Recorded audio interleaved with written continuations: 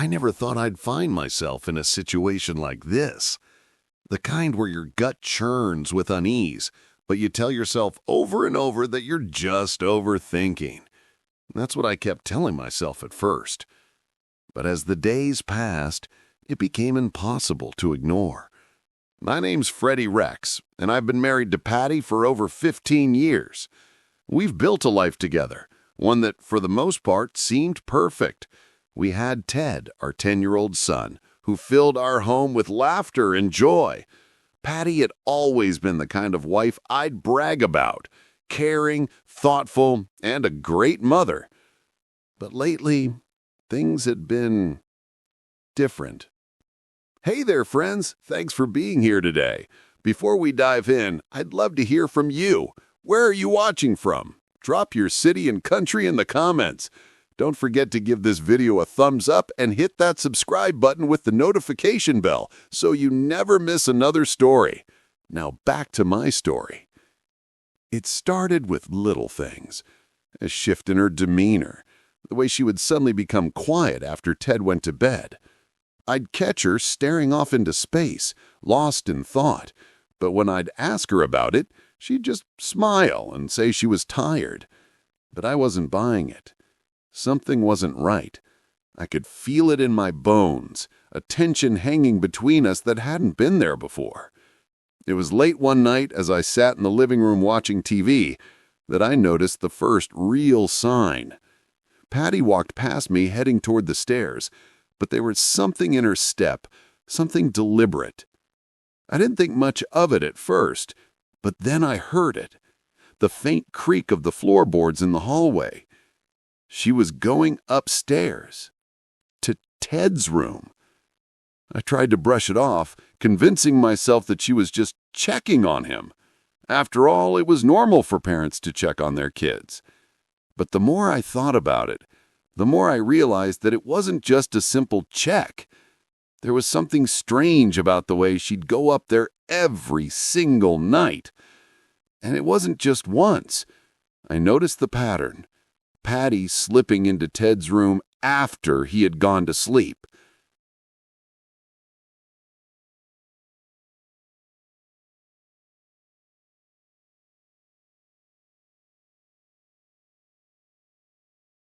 I started paying closer attention.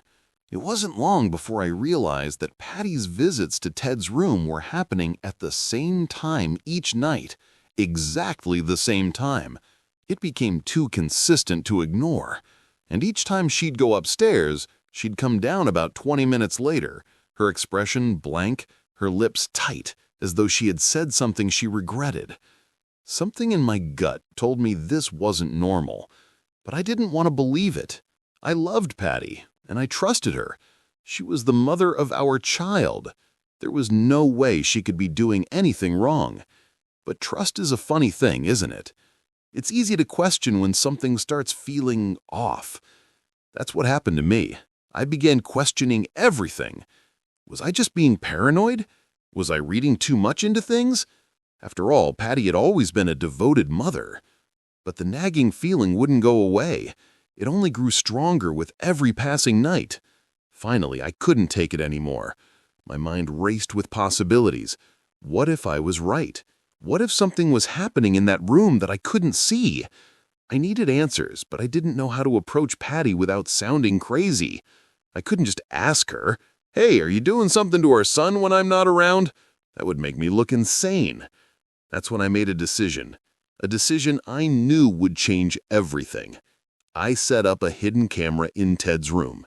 It wasn't easy. I had to be subtle, careful, so that Patty wouldn't notice. But I was desperate to know the truth. I needed to see what was happening when I wasn't around. I'll admit, I was conflicted. Part of me hated the idea of spying on my wife, but I was running out of options. I didn't know what to expect, but I knew I couldn't just sit back and pretend everything was fine when my gut was telling me otherwise. As the camera clicked into place, I felt a sinking feeling in my stomach. I couldn't believe I had come to this point, but there was no turning back now. I had to know the truth. Have you ever had a gut feeling that something wasn't right, but didn't know how to approach it? Tell me in the comments section.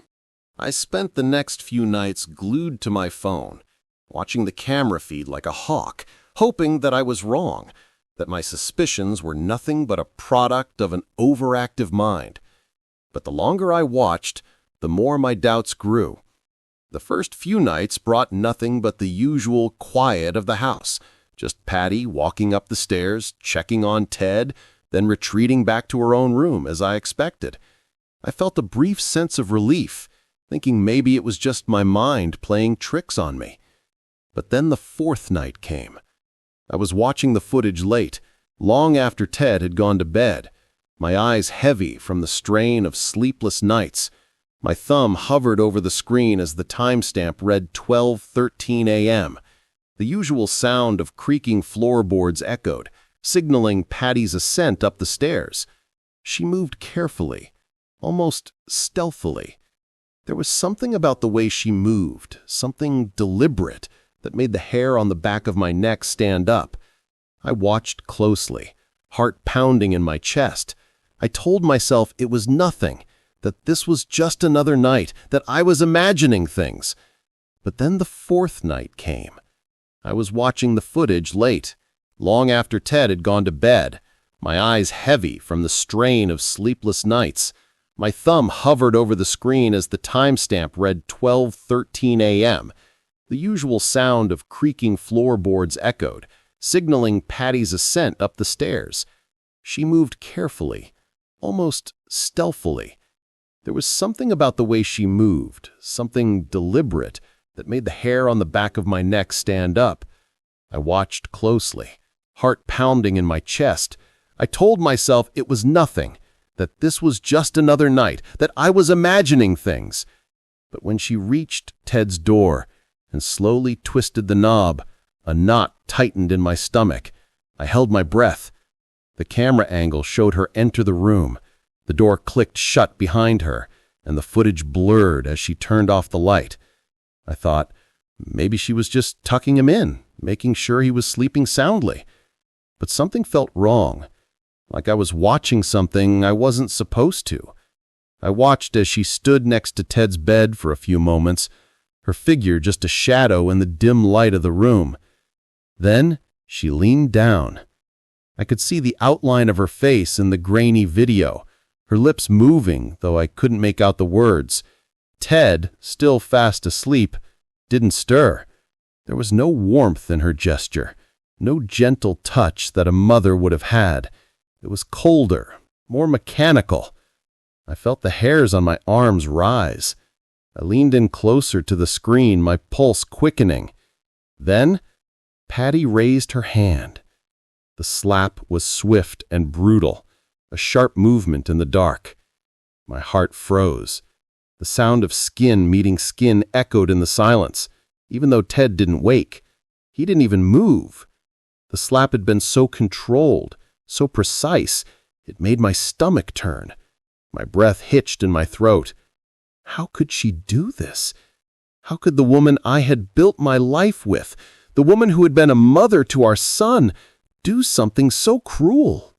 I replayed the footage over and over, desperate for some kind of explanation, something that would make sense of what I had just witnessed. But there was none.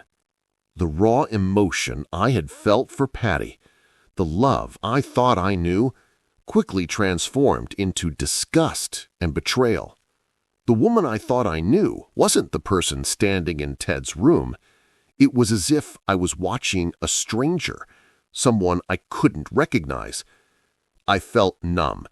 My hands trembled as I wiped the sweat off my forehead. My stomach twisted into knots. This wasn't just a momentary lapse, a slip of the tongue. Now this was deliberate. This was a part of something much darker, and I had been blind to it. I thought back to the small clues, her strange behavior, the way she seemed to pull away from Ted, the secrecy. But nothing had prepared me for this. I had always trusted Patty. We had built a life together. We raised Ted together. But now the truth felt like a punch to the gut, and I didn't know how to react. Part of me wanted to confront her immediately, to storm into her room and demand answers. But another part of me knew I couldn't. I needed more. I needed to be sure. I couldn't let her twist the truth, not without having all the facts. I sat there in the dark, staring at the screen, unsure of what to do next.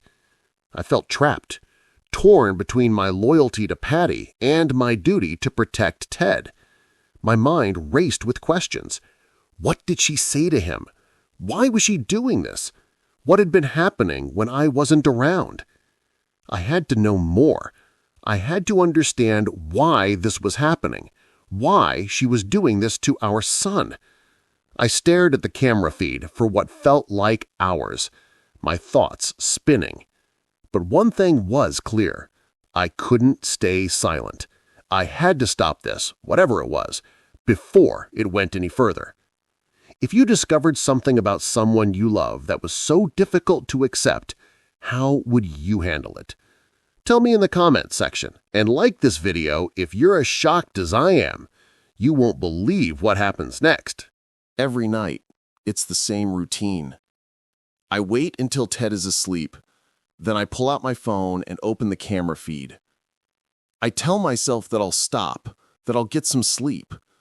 But then the footage starts playing, and I can't tear myself away. I've watched the same scenes over and over again, hoping for something, anything to make me feel better about the terrible truth I've discovered. But it only gets worse. Patty's visits to Ted's room become more frequent. The way she moves through the darkness is so precise, so planned. Each time she enters, it feels like my heart shatters a little more. I can't believe what I'm seeing. I'm disgusted, I'm angry, but I can't stop. It's like I'm watching a nightmare unfold before my eyes, and yet I can't wake up from it. My mind races with thoughts I can't seem to control. How could Patty do this?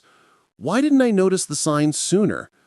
I thought I knew her, but now it feels like I'm looking at a stranger. The woman I married would never hurt our son, but the woman I'm watching on the camera feed is cold and unrecognizable. She's distant, calculated, and worse yet, she's hurting Ted. But I keep watching, and with each video I find myself growing more sick with myself. Every time I hit play, my stomach tightens. Every time I see her raise her hand, I feel my chest tighten with rage. I want to scream. I want to march into that room, grab her by the shoulders, and demand to know why. Why has she been doing this to our son? Why has she been lying to me? But what good would it do? If I confront her without knowing everything, would she turn it back on me?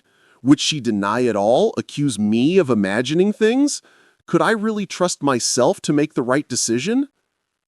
The emotional burden of knowing the truth but being paralyzed by the fear of what comes next weighs on me heavily. My mind goes in circles. I tell myself that I need to be patient, to gather more evidence, to get everything in place. But I'm afraid of what might happen if I wait too long. What if she escalates? What if Ted suffers even more before I can do something about it? The thought of doing nothing is unbearable. I have to act. I have to confront her. But something inside me keeps hesitating. And then one night, I saw something I hadn't expected. Ted, my son, the boy I've always tried to protect, was different.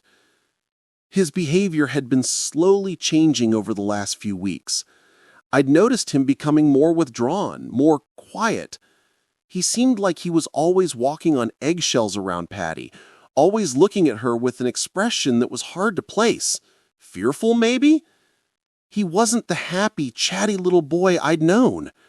I thought it was just a phase, right? Kids go through changes. But now, watching the footage, I saw it for what it truly was. Ted was learning to hide his pain. I watched him as he lay in bed, eyes squeezed shut, his little body stiff. He'd learned to not react when Patty would go in. He would take it, whatever she did, and lie there motionless, pretending to be asleep. I watched as his hand gripped the edge of the blanket, his small fingers trembling. He wasn't crying. He wasn't screaming. He was keeping everything inside, like he was too scared to show any emotion. It was like he had already learned that showing any kind of pain would just make it worse. It tore me apart to see that, to realize that my son, my little boy, was keeping things inside to protect the very person who was hurting him. My head was spinning, my chest tight with the weight of the moment. Ted was so young. He shouldn't have to carry this burden. And yet, there he was, silently suffering, trying to shield the woman who was causing him pain. What kind of mother does that? What kind of wife has the ability to turn this on and off, to hurt her own child, and still go back to acting like nothing's wrong? I don't know if I can keep living like this, knowing that Patty has been manipulating Ted, that she's been hurting him, and I didn't even know. I feel helpless. I'm watching my son's suffering unfold in front of me, and I'm stuck, paralyzed by the uncertainty of what to do next. I want to step in, to stop it, to rescue him. But if I confront Patty without enough proof, it could all blow up in my face. What if she spins the story, makes me look like the villain? My mind is a mess. I can't just sit here, though. I can't let this go on, but the weight of my decision feels too heavy. What's the right thing to do? Do I confront Patty now, risk everything? Or do I wait and gather more evidence? What would you do if you found out your child was hiding their pain to protect the person hurting them? Comment below if you think I should confront Patty now or gather more evidence first. I couldn't wait any longer. I had reached my breaking point. The knowledge I had uncovered, the painful truth about Patty, and the agony in my chest from watching my son silently suffer, it was too much. I was done pretending that everything was okay. I had to act, even if it meant tearing apart everything I'd known. There was no going back now. The decision was clear. I had to protect Ted. He was my responsibility, my son, and I couldn't sit idly by while he was in pain. What kind of father would I be if I let this continue? But the more I thought about it, the more I realized that confronting Patty without undeniable proof would be a huge mistake. I couldn't just walk into that room and accuse her without something concrete. If I did, she would just lie, deny everything, and twist the situation around. No, I needed more. I needed to make sure that I had everything in place before I confronted her, everything that would leave no room for doubt. So, I made a plan. I started by setting up more cameras, 2 in Ted's room, 1 in the hallway near the stairs, and another hidden behind a picture frame in the living room, just in case. I didn't care how much it cost or how much time it took. I had to know exactly what was happening in this house when I wasn't around. I watched her movements closely, like a hawk. Every night, every step she took, every time she went upstairs, I would be there, waiting for the moment when I could finally uncover the truth. But as I continued to monitor the footage, something even more disturbing began to unfold. It wasn't just what Patty was doing, it was what she was saying to Ted. I had assumed, at first, that the abuse was physical. That was what had shaken me to my core when I first saw her slap him. But as I kept watching, I realized that there was something far deeper, something even more sinister happening. Patty wasn't just hurting Ted physically, she was messing with his mind. I saw it clearly one night when she entered Ted's room after he had gone to bed. This time, the conversation wasn't as simple as a slap or a harsh word. She was talking to him, softly, coaxing him into something. As she bent over him, her voice low and soothing, I saw Ted flinch, his body tense under the covers. But she didn't care. Her words were calculated, designed to manipulate him. "It's just a part of life, Ted," she said, her voice eerily calm. "Mothers have to discipline their children. You'll understand when you're older. People will hurt you, but you have to be strong. You can't cry about it." I froze. I couldn't believe my ears. She was feeding him lies, shaping his perception of what was normal and acceptable. She was making him believe that his pain wasn't important, that his suffering was just a part of growing up. I could see it in his eyes, the confusion, the fear. He didn't know what was right anymore. She was twisting everything he knew, warping his understanding of love, discipline, and safety. And it broke my heart. I watched as Ted lay there, his small face pale, his eyes wide. He wasn't crying, not because he didn't feel it, but because he had learned to suppress it. He had learned that crying wouldn't help, that showing pain would only make things worse. I could see it clearly now. Patty had manipulated him into silence. She had convinced him that what she was doing was acceptable, that there was no other way. That's when it hit me, the full weight of it. Patty wasn't just abusing our son physically. She was brainwashing him. She was molding his mind, making him believe that what was happening to him wasn't abuse, but something normal. That was the real horror of it. I couldn't let this continue, not like this. The sense of duty to protect Ted overwhelmed me. I wasn't going to sit back and let him suffer. No matter what it took, I would put an end to this. I would protect him at all costs. I had never felt more certain of anything in my life. The anger I felt toward Patty, the betrayal, it was almost suffocating. But beneath that, there was only one thing driving me, my son. I couldn't let him fall further into this cycle of pain and confusion. I had to act. I started planning my confrontation with Patty, knowing it would destroy everything we had. I wasn't sure how she would react, but I couldn't afford to wait any longer. Every night that passed, every moment I spent watching the footage, I could feel Ted slipping further away from the child I knew. I couldn't let that happen. The plan was simple: confront Patty, show her the proof, and make her face the consequences of her actions. I knew it wouldn't be easy, but I also knew it was the only way to protect Ted. If you were in my shoes, what steps would you take to protect your child in a similar situation? The night had come. It was no longer a matter of if I would confront Patty, but when. I had spent weeks agonizing over this moment, running through 100 different scenarios in my mind. But no matter how many times I replayed it, the reality of what was about to happen never quite sank in. I sat there, in the living room, the weight of the phone in my hand feeling like 1,000 pounds. I had everything I needed. Footage of Patty entering Ted's room, the cruel slap, the cold words she had spoken to him. It was all there, undeniable, and now I was about to confront her with it. The woman I had spent my life with. The woman I thought I knew.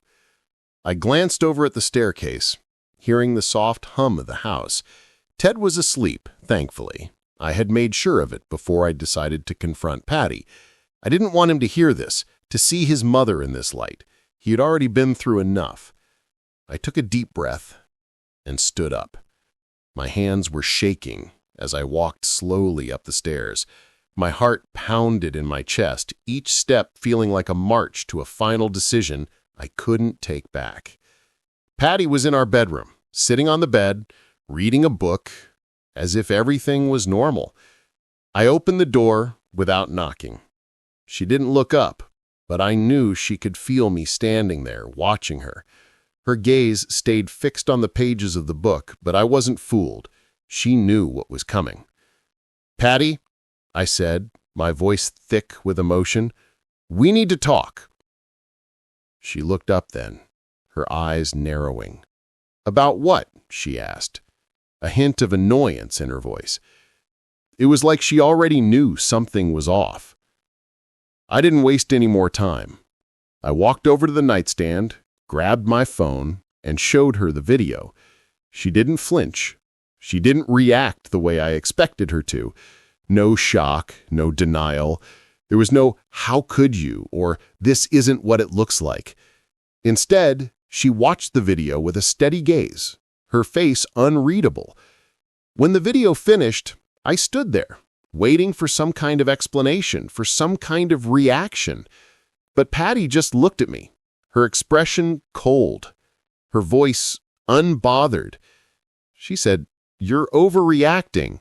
Ted is too sensitive. He'll be fine. You're making something out of nothing." I felt my heart drop. Was she really saying this?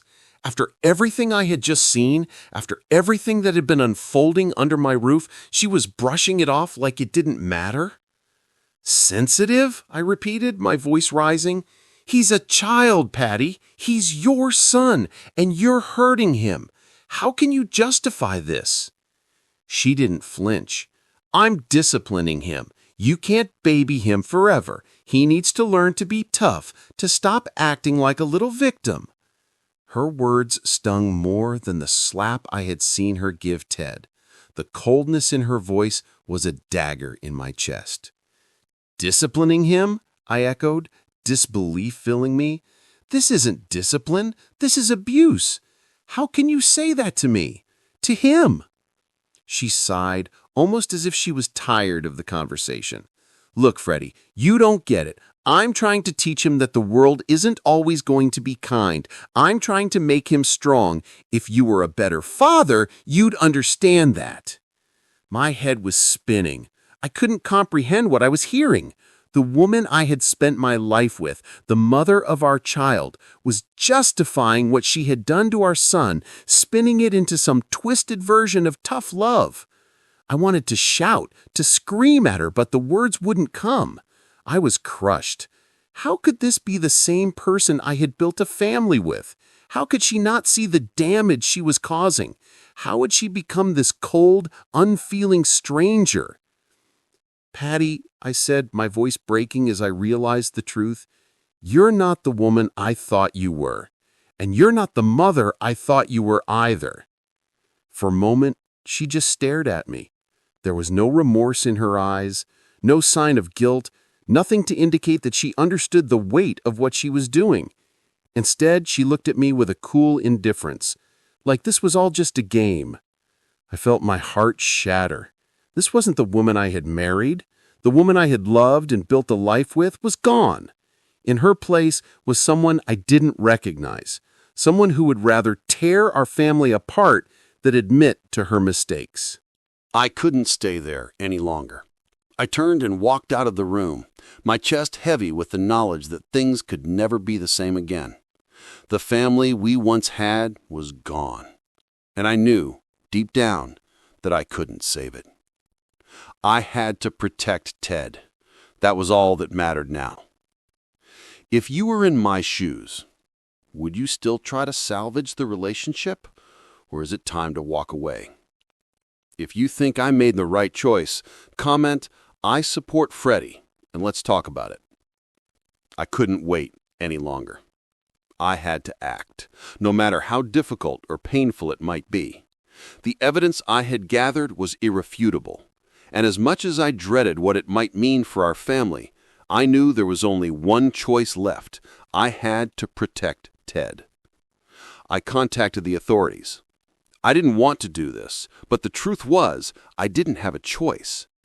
Every time I looked at Ted, I saw the fear in his eyes. Every time I saw him retreat into himself, pushing me away or hiding his emotions, I knew it was my responsibility to step in and make sure this stopped. When the police arrived, I felt a mix of relief and fear. The sense of relief came from knowing that someone else would finally see what was going on, that Patty's cruelty wouldn't stay hidden forever. But the fear, the deep, gnawing fear, came from the uncertainty of how everything would unfold. I didn't know how Patty would react when faced with the truth. Would she lie? Would she turn the tables on me, accusing me of making things up? The thought of her twisting the narrative made my stomach churn. The investigation started almost immediately. The authorities questioned me, gathered the evidence, and started their own inquiries. But even as the wheels of justice began to turn, I couldn't shake the feeling of dread that lingered in the pit of my stomach. This wasn't just a matter of right and wrong anymore. This was my family, my wife, my son, and everything I had known, everything I had built, was now teetering on the edge of collapse. But just when I thought things couldn't get worse, I learned something that shocked me to my core. The police had already begun talking to Ted, asking him about his experiences. I was waiting for their report when I learned that Ted had been manipulated by Patty in ways I had never imagined. She had been controlling him, forcing him to keep quiet, making him believe that speaking up would tear the family apart. She told him that if he told anyone what was happening, he would be the one responsible for destroying everything. That realization hit me like a freight train. I had seen the effects of Patty's abuse on Ted, but now it became clear that she had been playing with his mind. She had twisted his sense of loyalty, making him feel guilty for simply wanting to speak the truth. Ted wasn't just afraid of his mother's wrath, he was terrified of what would happen if he told anyone. He thought that protecting her was the right thing to do. He thought he had to keep it all inside to keep the family together. The emotional toll this had on him was evident even in the brief moments I had with him. He seemed so lost, so confused, like a child who had been shown the wrong way to love and care for someone. My heart broke into 1,000 pieces as I saw my son, my sweet, innocent boy, carrying the weight of his mother's lies. As the questioning continued, I could see Ted pulling further and further away from me. He wasn't just afraid of Patty anymore. He was afraid of losing her. The bond she had created through her manipulation was so strong that even the thought of speaking out seemed like an impossible task. Watching Ted go through the process of being questioned by the authorities made me feel sick. The look in his eyes, the way he hesitated when asked simple questions about his home life was gut-wrenching. It was clear that he was in emotional turmoil, unsure of who he could trust, unsure of what was real anymore. But I knew this was the only way to help him. I couldn't allow him to live in fear anymore, to believe that silence was the only way to protect the people he loved. I had to keep pushing forward, even if it meant tearing apart everything we had as a family. The emotional toll this had on him was unimaginable. I had seen him go from a carefree, happy boy to someone so deeply affected by his mother's actions that I hardly recognized him.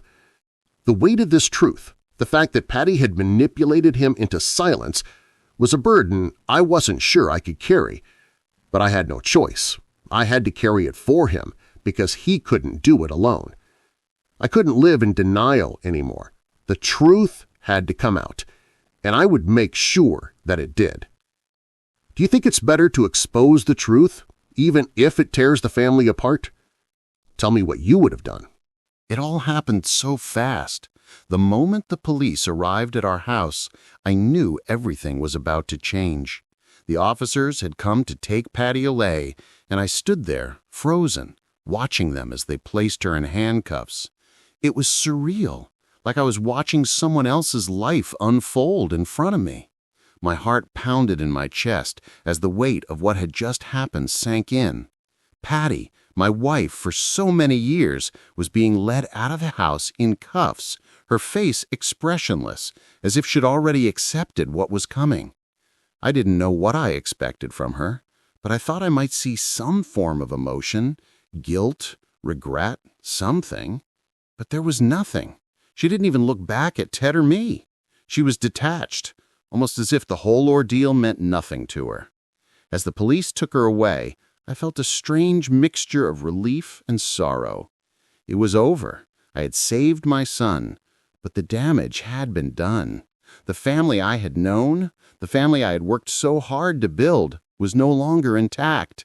It was like everything I thought I understood about love, loyalty, and trust had been ripped apart in a matter of days. Now I was left to pick up the pieces, alone, with only Ted to rely on. The days that followed were a blur. The house felt empty, too quiet without Patty's presence. Ted and I had been through so much, and now we were left to face the aftermath. I tried to comfort him, tried to assure him that everything would be okay, but I knew that the scars of what had happened would take a long time to heal. I couldn't fix everything, but I promised myself I'd do whatever it took to help him recover. But even as we moved forward, the tension continued to build. Patty's lawyer reached out to me, sending me a letter filled with threats and accusations. He claimed that I had been part of the problem, that I had ignored what was happening in our home and allowed it to continue. He even went as far as to imply that I had been complicit in the abuse. It was a cheap shot, a last-ditch attempt to manipulate the situation and turn the tables. But I wasn't afraid. The truth was on my side. I had the evidence, the recordings, everything that proved Patty's guilt. No matter how hard Patty and her lawyer tried to twist the story, I knew what had happened. I wasn't going to let them make me the villain in this, not when I knew I was doing the right thing. And so I pressed on. The investigation continued, and I stayed strong, determined to ensure that Ted would be safe. The legal system took its course, and before long, Patty's fate was sealed. She was convicted, and I was finally able to breathe a sigh of relief, knowing that justice had been served. But even in the midst of the victory, the emotional toll of the whole ordeal left me drained. I couldn't help but feel a deep sadness, not just for myself, but for Ted. Our family would never be the same. The woman I had once loved, the mother who had been a part of our lives for so long, had betrayed us in the most unimaginable way. And now, Ted had to learn how to heal from the wounds she had caused. One day, after the court proceedings were over, I took Ted by the hand and walked out of the courthouse. The sun was setting, casting a soft glow across the streets as we made our way to the car. As I held his hand, I felt both a sense of victory and sorrow. The battle had been won, but at what cost? We didn't speak much during the drive home, both of us lost in our own thoughts. I wanted to tell him that everything would be okay, that we could move on from this, but I knew it wouldn't be that simple. It would take time. It would take a lot of time. But as I looked over at him, sitting there silently in the passenger seat, I saw something in his eyes that I hadn't seen in weeks. Hope. There was a glimmer of it, buried beneath the pain, but it was there, and that gave me some small comfort. I knew that together we could rebuild. We would find our way back to happiness. It would take time, but we would heal. Was I right to expose Patty for the sake of my son, even if it meant breaking the family apart? What would you have done in his position? Give this video a thumbs up if you're proud of me for making the tough decision. Share your thoughts in the comments. If you enjoyed this story, you will surely love the next one. It's as interesting and even more intriguing than you can ever imagine. So do check it out. Click on the image showing on your screen right now to watch the next one.